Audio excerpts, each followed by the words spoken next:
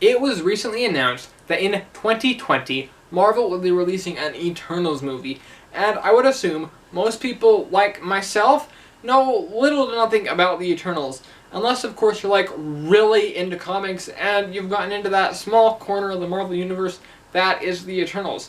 And if you're one of those people, thanks for clicking on this video. I really hope that you're still able to learn something, or at least enjoy my recap of the characters that you already know. But if you're just someone who's going to go down into the comments and say something like, I already know who the Eternals are, this video is pointless. Well, clearly this video isn't made for you, and why'd you even click on the video in the first place? I mean, if you just clicked on it to leave that comment, well, that's a wonderful way to spend your time. You've clearly made some great life choices. And for everybody else who's just here to learn more about these characters before the movie comes out, well, I hope you're able to learn something and enjoy the video. I did another video like this only about Shang-Chi, and you can click the iCard and go watch that video. It will also be linked at the end as well in the description, so you can finish watching this video first. But now that that overly long intro is out of the way, let's get to answering the question, who are the Eternals?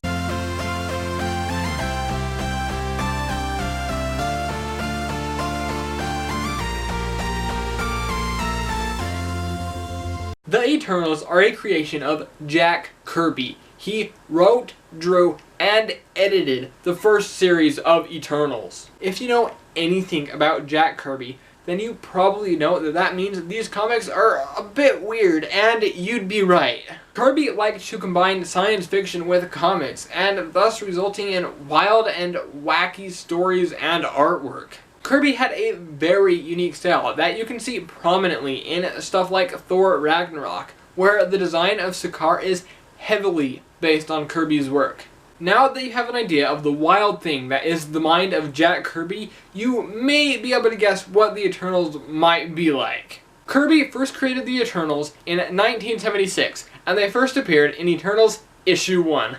The Eternals have never really had a long-running series. Their first series lasted 19 issues plus one annual, and they've had a couple of limited series after that, along with a few one-shots, but they've never really caught on to the public. Despite not ever being very popular, the Eternals have had some very interesting and fascinating stories and history. So now that you know about their creation, let's talk story. 1,000,000 years ago, the Celestials, who have actually been introduced into the MCU and look like they were taken straight out of a page from a comic book, well, not really this guy, he looked different. And, well, I guess Ego is also a Celestial, even though he wasn't supposed to be. But that's fine, they can change things. 1 out of 3, I guess. Stay on track. I got a lot to cover.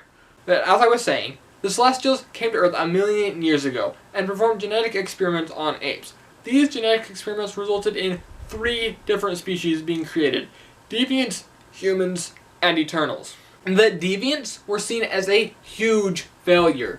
These abominations were disfigured, and each generation took on a new monstrous form. The deviants hated the Celestials because of reasons, and thus were the sworn enemies of the Eternals. The humans were, well, humans, but still not quite the same as the humans you and I know from our world. These humans, who went on to be the dominant species of the Earth, have some key minor differences from you and I. One of them being that some, not all of these humans, developed a genetic abnormality, which later became known as the X gene. What? So that's where mutants came from. What a great way to just casually introduce mutants into the MCU. The other difference is, I guess you'd say, they are more fit for adaptation. Like, let's say for example, if one of these humans got hit with a gamma ray, instead of just being turned into a pile of goop, they would then, you know, be able to turn into a huge green rage monster. Or a kid, let's say, got bit by a radioactive spider. Instead of being hospitalized and needing antivenom or whatever, I don't know how spiders work, he would instead become a Spider-Man. Hey, I like the sound of that. I should totally use that idea. The Amazing Spider-Man.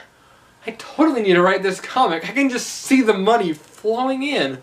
Finally, the Eternals. The Eternals are a very godlike species. They breed very slowly, but are immune to time and death, meaning they are immortal. The Eternals lived separate and in secret from the other races, and eventually the Eternals split off into two different factions, a benevolent one led by Kronos, and a warlike one led by Uranos.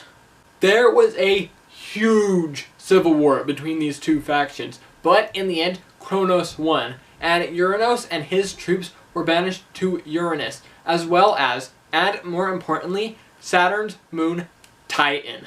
Since the Civil War happened so early in the Eternals' development, they were not yet fully immortal, making it so that the people of Titan, including one character who you probably know, are not truly Eternals, and thus not immortal. At some point, the Celestials returned in order to judge their creations, and the Eternals, led by Kronos' son Zurus, clashed with the Celestials, and in the end the Eternals kinda sorta won, but Zurus was killed, because immortal doesn't mean you can't be killed. It just means you don't die. The Celestials spared the people of Earth and left the planet. A majority of the Eternals left the Earth at this time as well, leaving just a small number on the planet, led by Icarus. The Eternals have been protectors of Earth since that time, mostly protecting it from the Deviants, but also protecting any other times their help is needed. Now, at this point, hopefully you at least kinda sorta know what the Eternals are, but you still don't know who they are. So for this, I'm mostly gonna stick to characters who we know are going to be in the movie, starting with Icarus. Icarus is sometimes the leader of the Eternals. He was born over 20,000 years ago, and he sometimes goes by the alter ego Icarus. Real subtle. So, what are his powers? Well, all Eternals have superhuman strength, can levitate themselves and other objects, can fly at up to 600 miles per hour, create mental illusions, project cosmic energy beams from their eyes, and are virtually immortal and indestructible. So yeah, that's a lot. Icarus can also project cosmic energy from his hands, but that's all that really makes him special. As far as powers go, at least. Next, we have Athena. When Icarus is not the leader, she is. Born as Azura, her name was changed as a pact with the gods of Olympus to Athena after the goddess Athena. She has the same powers as all the other Eternals. After that is Sprite. And Sprite, like all the other Eternals, has lived for many years, but has the physical body of a child, and that's all that's really interesting about them. Same powers as everybody else. So, moving on. I'm just going to rapid fire the rest of them that we know are in the movie, because there's nothing really too special about any of them. There's Kingo, Ajax, Phastos, Makari, and Gilgamesh. They all have the same powers, pretty much, just varying in levels of strength. One more character who has not been confirmed to be in the movie, but I think has a good chance of being in it, is Circe. Circe becomes a member of the Avengers. She can transform objects' shapes, and she was one of the 2 Eternals I knew before doing all this research. And you know what? I thought she was a more popular character, being a member of the Avengers and all. But as I was writing this video, I realized that she's not even mentioned once in my Marvel Encyclopedia book, so maybe actually nobody knows who she is after all. I was already super excited for the Eternals movie, and doing all this research and learning more about these characters has only made me more excited.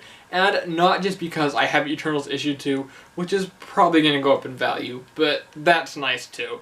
What do you think of the idea of this movie? Do you think it will be awesome, or do you think there is no way a movie this wacky could work? Let me know what you think down in the comments. I, for one, just can't wait to see what happens. Thank you so much for watching. I am being dead serious when I say this video is way harder to make than I thought it was going to be. I totally underestimated how difficult it would be to take the Eternals story and condense it down and make it understandable. It is some real wacky stuff, and that was flippity-dang hard. So I really hope you were able to follow it and enjoyed it. If you did, be sure to leave a like and share it with your friends. And if you're new around here, please do consider subscribing and hitting the notification bell so that you never miss a video from me in the future. As I previously said, I did the same thing with Shang-Chi, and holy heck, that video was a lot easier to make than this one. You can click over here to go watch that one, or you can click down here to go watch my thoughts on the Marvel Studios Comic-Con panel overall. But anyways, once again, thank you so much for watching. I'll see you next time.